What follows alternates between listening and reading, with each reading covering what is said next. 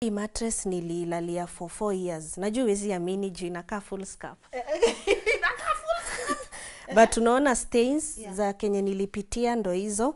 Hadi ile time nilimaliza shule nikikujiwa, niliambia mom, hii mattress itatupa na sitapeana. Like itakuwa kama a testimony. So hii umeiweka kwa archives. Ni kama archives, ni kama museum ya kenye nilipitia from 2012 to 2015 in high school. What I used to sleep on. Na unaona hiyo ikunikataza niingie university, nipite na ni graduate. Wow. So unaona this is a testimony. Inakuanga kama my treasure. Yeah.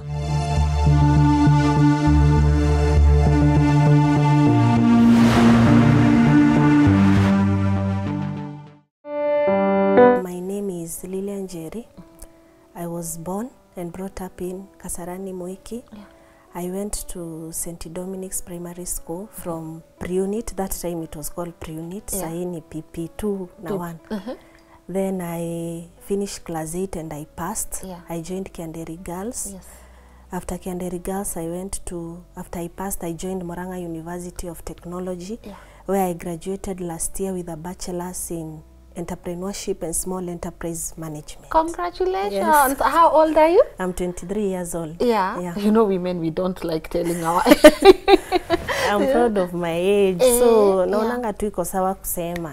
I'm 23 years old. Yeah. Yes. And you know, I must commend you. Hata kukaa hapa uongee na mimi hii story, it's not easy because it's something watu waongeleleangi. Hebu take me through your story.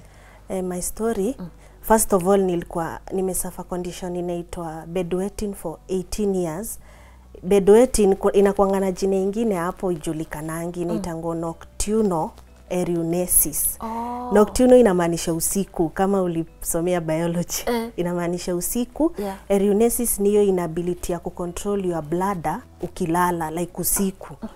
So as in ukishindwa kuicontrol ndo maana inaitwa hiyo jina ya mwisho erunesis. So in simple terms watu wanaitanga bedwetting. Hiyo ni kukojoa. Kukojoa sasa kwa bed. Wenye hawaelewi bedwetting. So nilikojoa kwa bed for 18 years up to form 4. Hiyo time ndio iliisha. Yes, na nilijipata nikikojoa. Siwezi sema ati ilianza, but mimi venye mtoto ana growingi akifungua pampers, tuseme nini kafika mahali anaacha analala hivyo. Mimi tuseme kitu ili change ni venye sasa sikuwa nafungua pampers. Juu siku unalala unapata asubuhi venye watu wanasemanga kitanda imewet. Na iliendelea tu hivyo. So nilijipata nikibedwet. Na ilikuwa inani affect sana juu hata mkienda tuseme get together ushago, unapata venye makuzo wanasemanga unalala na nani hivyo, unalala na nani. Mimi nilikuwa tu najieka kando juu siwezi choose. Juu nitawachafulia nini? Kitanda. So where did you sleep? So watu wakishapangwa places mnalala, unaelewa hiyo wenye huyu analala na huyu juu tuko wengi ushago na watu wamefurahia. Ile place tu itabaki, maybe ile siwezi chafua sana, or ile ni easy kuosha, or ile kama mattress ni easy kuseme kukauka, hapo ndio Lilian alikuwa anaekwa. Na nilikuwa nimezoea by the way. Ulikuwa na feel aje? Nilikuwa nasikia vibaya. Lakini nilikuwa nimezoea tuseme. Juu singetaka kulala nao juu asubuhi nitapata nimewafanya nini? Nimewachafulia bed ya. Na walikuwa wanajua? Si watu walikuwa wanajua, by the way familia yangu walikuwa wanajua. Though kuna wenye walikuwa wanapitia hiyo but ilifika point wakaacha. Mimi yangu iliendelea. So ilikuwa inafika, so nilikuwa nasikia vibaya juu nilikuwa nalala asubuhi naamka nazitoa, nitasikia aibu but walikuwa wamenizoea. Walikuwa wameshanizoea. Sasa at least my mom alikuwa ananisaidia tuseme kuamka, unatoa hizo stuffs, hizo beddings zinakauka. So hata wengine walikuwa wamenibatiza jina. Ulikuwa unaitwa? So tuseme walikuwa wananiita Kikojozi. Hivyo ndio walikuwa wananiita. Yes, it's sad, but unajua watu lazima wanamama wakikaa mahali ukienda kuwa visit, like venye unafrengi unaenda kuvisit auntie, unapata sasa huyu atalala huko alafu asubuhi afanye nini? Lakini hawezi kufukuza. Mtakaa tu na wapi? Huko na ulale na wakazoea. By the way walikuwa wameshazoea. Kuna wenye maybe walikuwa wanakaa karibu na alafu wanasonga. No, maybe kulala anasema, mi siwezi lala na yeye. Si unajua ni kwa nini? So nilikuwa hata sikuwa nashughulika kuambia mtu tutalala na wewe hata kama ni my favorite cousin ama nani, sikuwa nashughulika. Mimi nilikuwa nawaambia mi hapana, acha nilale peke yangu. Ama tuseme wenye tuko na hiyo condition tuneko pamoja. But that must have affected you. I know you are strong now. It doesn't happen anymore, but it must have affected obviously. Juu kwa hiyo nickname ukipewa, si sasa low self esteem yako inagonga hadi zero kabisa. Sasa the moment nilisikianga vibani sistangu akizaliwa, my sis alizaliwa nikiwa class 5. So sistangu si obvious atakojua like a normal kid. Sasa nikifika class 8 yeye niko na ameacha akiwa tuseme 4 years 3 years. Sasa hapo ndio nilijua by the way I have a problem. Juu kama sistangu afanyi hivyo, so sinamaanisha mimi niko abnormal. So hapo ndio nikajuanga niko na shida. So yes, hatukutafuta nini ati solution, but tulikuwa tunasikia mtu anakuambia unafaa kumwambia kilala analamba chumvi. Yes, najua watu wanajua hiyo story, unaambia ulambe chumvi usiku. Ati mimi sikuwa by this sijui inasaidia ngaji. Lakini asubuhi unapata the same thing imehappen, umewet bed. Then unaambia uchanganye sijui matunda. Tulikuwa tumebai a bunch of papers inakuandikia ndio uache kubed wet, unatumia matunda fulani unakunywa, haikusaidia. Nothing. Haijasaidia. Ukilala unaambiwa lazima uende choo before. Usiku unashinda ukiamshwa. By the way mimi sijui kama nishailala, nilikuwa nashinda nikiamshwa. We amka. Na mom. As in anybody mwenye tuko na yeye. Amka uende choo. Unajua utafanya nini, utakojoa.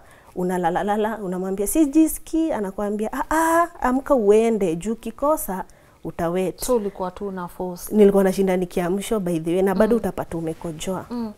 Oh man. So shida ile kubwa ilikuja nikijoin high school. Yes.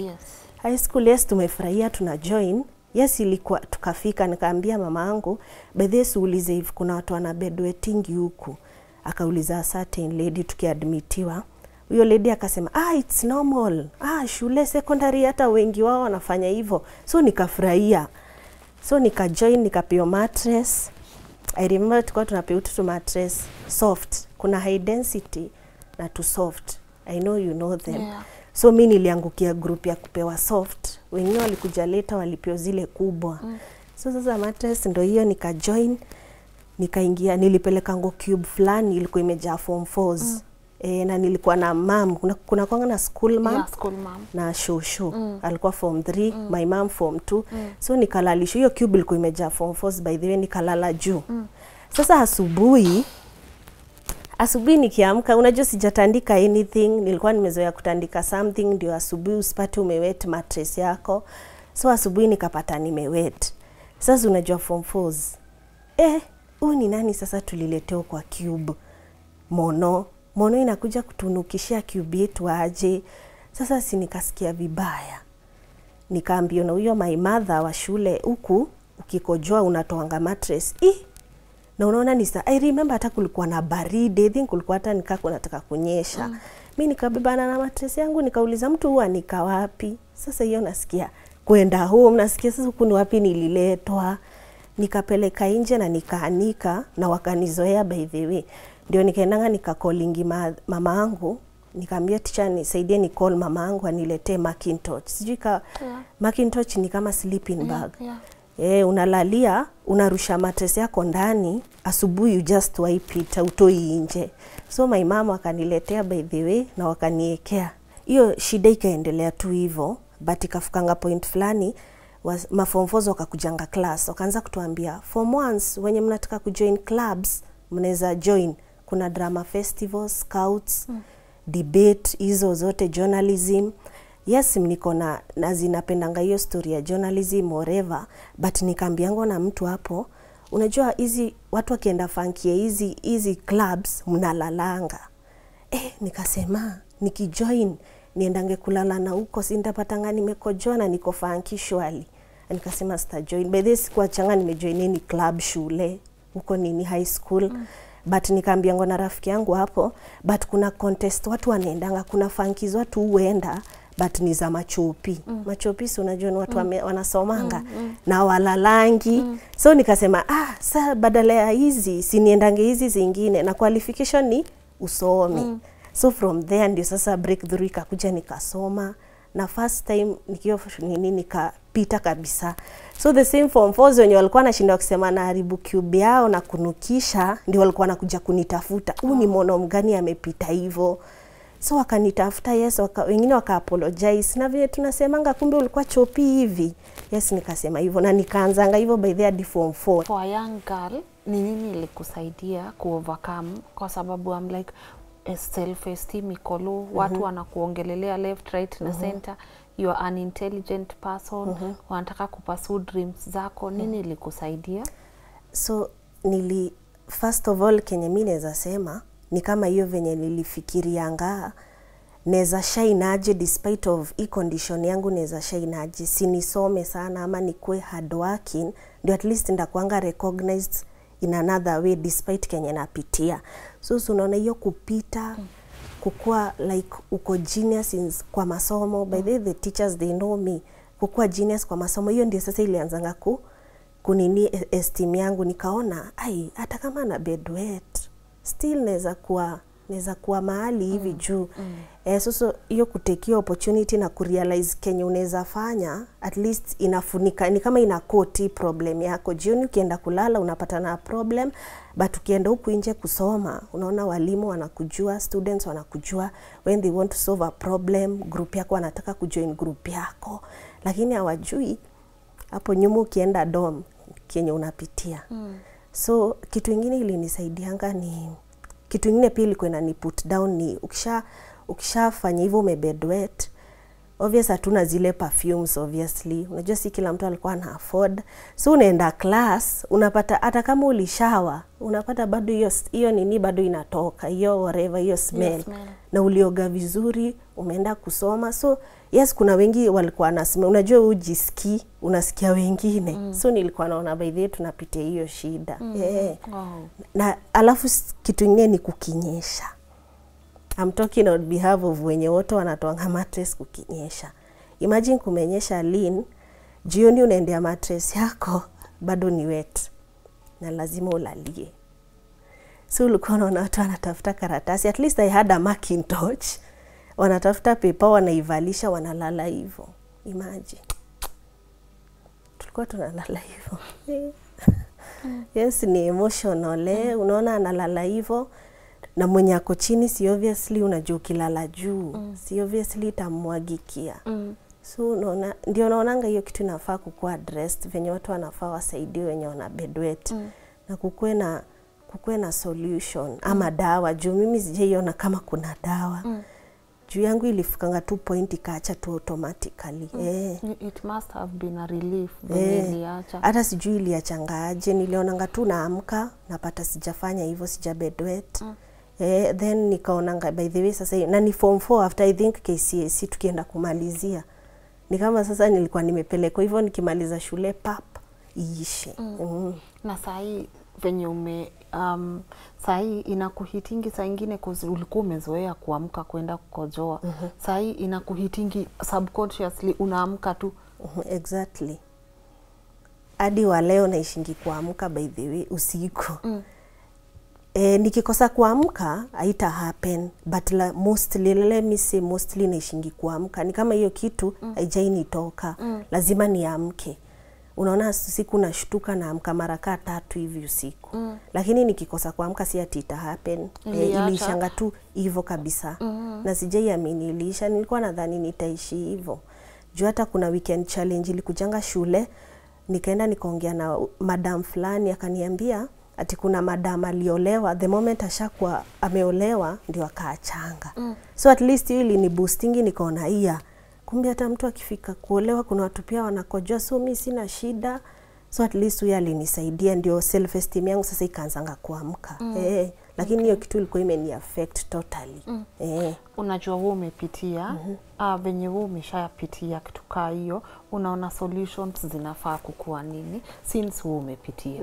Na since umepitia hiyo low self esteem, kuongelelewa, kubandikwa majina, it's bullying in a way. Unaona solution inafaa ikuwe nini? Solution tuseme kama shule, boarding schools, maybe kukuwe na wa provide hizo Macintosh junior expensive by the way. Watu wengi watu wapewe, kama kuna hiyo kikundi ya watu wana bedwet, mattresses zao basi zinavalishwa hiyo stuff. Juu hiyo inasaidianga ukiamka, you just remove your bed sheet na unapanguza tu. Na inakuwa sawa. Your mattress iko tu safe na jioni utakuja ulale place dry. Watu wanaprovidiwa hiyo, pia watu wanakuwa encouraged. Kukuwe na watu wengi wanaongelelea hiyo story. Juu mimi sijaona watu wakiongelelea story ya bedwetting na mama mtu anakupea story kama hiyo, anakuwa encourage, sijaiona. Nini ilituma useme let me come out? Juu nimesikiza story mingi sana, magonjwa zote, watu vitu wamepitia, lakini sijaisikia hii specific bedwetting na ni kitu ina happen. Juu watu wanaonanga like ni kitu normal. Ndio maana niliona ni come out niongelelea kijuu ni kitu ina happen. Ni venye tu watu watakangi kusema. Haki unanikalia spokesperson mzuri. Unanikalia, sijui kama kuna NGO inaweza kuina watch, mtumie tu msichana kama spokesperson. Unanikalia very good and you are good communicator. Unajua azimi utaka kuambia mtu kitu nikiona, unanikalia good communicator. And I think since pia mimi you're the first person nimepatana mtu mzima ana admit alikuwa anakojoa ama mtu mwenye anajua hiyo condition. So I'm thinking kama pia kuna NGO ina watch na una feel she can communicate your message, why not give her an opportunity? Ama ni kitu unaweza taka? Naweza taka sana by the way. Usiogope, jiongelele, si ndio? Naweza taka. Kwanza kuongea na wasichana napenda sana. Ni venye sipatangi opportunity. Unajua watu wanakuanga na kitu, ni venye tupatangi opportunity. Yes, naweza taka kuongea na wasichana, unaingia high school hivyo, unapata watu wana admit, unauliza, kuna mtu ana bedwetting hapa na mnaonanga ni kitu normal. Unaona watu wanakuja wengi wasema by the way pia mimi sijaiona ikiwa shida, naonanga ni kitu normal. Unawaambia it is not normal. Na kuna therapy unaweza fanya uache, unaambianga ukitaka kwenda choo uendi direct. Like una delay kidogo, like inasaidia bladder yako to hold. Nilipata hizo theory, hizo myth na nilikuwa na zingine. Hiyo ndio niliona ina work. Na hiyo kuamka usiku una hold kidogo like some minutes. Kuna mtu aliniambianga like ukisikia kwenda tuseme choo ya hii kwenda kukojoa una hold. Si ati ukisikia unakimbia. Like unakaa ndio bladder yako inakuwa used to, hata ikisikia first of all ina delay na utaona inaenda ikikusaidia. Though pia mimi I think hivyo ndio nilipractice nikiwa form 4 nikafikanga mahali ikazoea kabisa. So that's the best therapy. So kuongelesha wasichana about that naweza taka sana. Amazing. Na at least for umepata at least platform you can start from here. You strike me as a very intelligent young woman. Thank you. You are, and you are very beautiful. So umesema umesomea nini? Nimesomea entrepreneurship. Inakuanga the course with the longest name. Hadi watu walikuwa wanacheka tukiwaambia unasomea nini? Nimesomea Bachelors of Science in Entrepreneurship and Small Enterprise Management. Iko na jina ngapi? Hizo kama 10. Mimi nilisomea hii unaona hapa.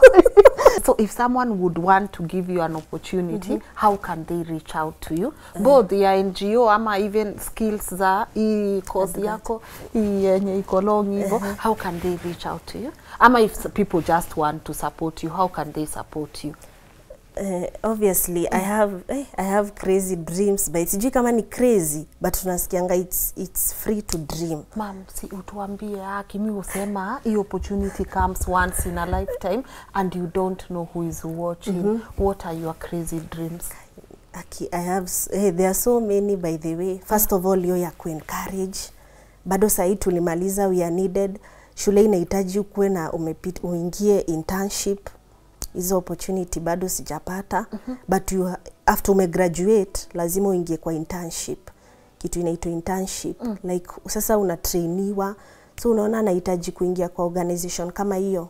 Inakutrain, inakupea internship after you have graduated. Ndio inakuprepare for the future. Then hiyo plus ku-encourage, if I could get an opportunity ya ku-encourage wasichana hivyo in an NGO.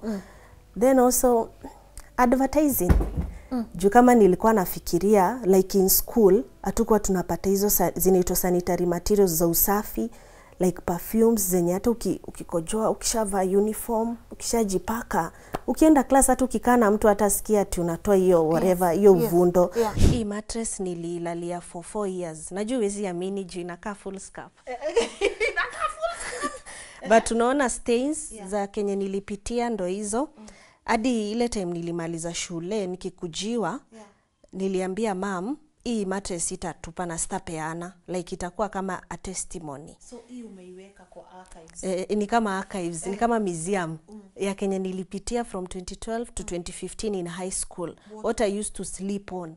Na unaona hiyo ikunikataza niingie university, nipite na ni graduate. Wow. So unaona this is a testimony. Inakuanga kama my treasure. Yeah. So hii hata ukiomoka, unaomoka. Nitasonga nayo. Na ikuange mahali kwa kona, naambia watu, imagine nimefika hapa na nilikuwa nalalia kitu kai, hebu angalia shwali, unaweza lalia hapa hivi.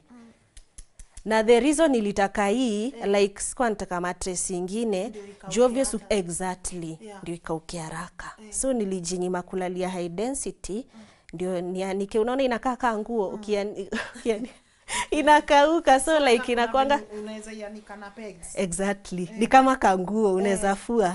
So ndo maana nimeiweka na kwanga nimekakunja na kaeka mahali kana kwanga kama ka testimony kangu. Kuna watu wengi sana wana suffer low self esteem from all dimensions.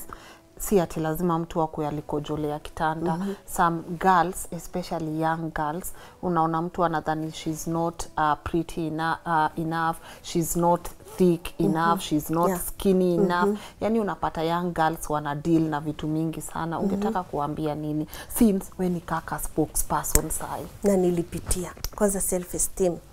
First of all, unafaa uweke God close to you.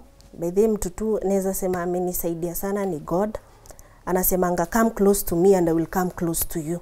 So ukwe close na God, unaomba kusaidie, then you start looking for people. By the way, mimi napendanga kuongea na watu. Nikiona mtu ako tu sawa ama mtu amefika hapo, namwambia by the way unaweza nisaidiaje, napitia hii, like mimi nakuanga mtu wa kuchukua opportunity. Hadi kama hizo vitu zikikuja shule kama weekend challenge na naona kuna kitu inani affect na huyu anaweza nisaidia, sitaogopa, naenda naongea na yeye. Sasa kama that lady mwenye aliniambia usijali ati unakojoa, kuna lady ameolewa na sasa ndio ameacha. So unaona ukipata mtu unaweza ongea na yeye, enda tu ongea na yeye. Unaenda unaongea na sema unaomba bado, na maybe unaweza join hizi clubs zenye zinasaidianga za kukua mentored. Na unaona self esteem yako inaenda ikipanda. That lady aliniongeleshanga from that time. Nika change kabisa. Kama nilikuwa naona nakaa funny, sasa naona anakuwa mrembo. Then ukwe na mtu tu close mwenye anaku encourage. Ukiwa na shida unamwambia, then by the way I have so many. Nikiwa na kashida hivi nampigia simu anani encourage, and usijiwekee vitu juu utanini inaitwa kupasuka. Mimi napenda kuongea, nikiwa na shida lazima niongee ndio nisaidike. Okay. Usiogope. Mtu asiogope. Parting shot yako kwa audience wetu na watu wanaweza kupata aje? Naweza taka kuambia anybody going through this, juu obviously kuna watu wanapitia. Si kitu nimesema ya uongo, it's a reality. Usijali, and wazazi wao watoto unamu-encourage kama tu venye my parents, especially my mom, alikuwa amenishikilia, ananisaidia, tuseme asubuhi natoa hizo beddings. So usimtusi. Unajua kuna watu wanamtusi, wanasema sasa wewe ni wa wapi? Hii ugonjwa ulitoa wapi? Asubuhi ukipata amekojoa unamuongelesha vibaya, no. Unafaa tu kumu-encourage, na utaona ikifika point ataacha na muendelee kutafuta solution. Then naweza patikana, my number is 07 13 256 817 and my email is njerililian211@gmail.com. Aya basi my people, asanti sana kwa kuwatch hii episode, and asanti sana for being so brave and sharing your story. Si kitu rahisi. Hata mimi Lina hapa venye niko, sijui kama naweza amka niambie watu nilikuwa na kojoa kwa kitanda. Like I'm not even playing. You know, you are so brave. Sioni kama ni kitu hata mimi ninge find easy kuambia watu. Na najua hizi challenges ziko venye amesema watu wanapitia, and it's always amazing kuona mtu mwenye ako courageous na brave enough anakam na anasema story yake. Wase mumemsikia, I think she's such an intelligent woman. Nimeconnect na yeye na feel there are so many opportunities waiting for her. Course mmesikia amesomea nini, let's lift her up. Kama mnajua place iko na job ama internship, halata. Wenye mnaweza NGO, kama mnaweza tumia this amazing girl, hata si lazima iko NGO, any company yenye inataka kuinspire watu watu through your story wa feel open kuku reach out. And thank you so much to the man behind the camera, the legendary Edwin Ochieng. He's my amazing director and camera person. Asante sana Edu, hii job najua ikuangi rahisi, but thank you so much kwa kuifanyanga na mimi kila siku. And our amazing editors are David Morithi, Yukabeth Mukami and Chebet.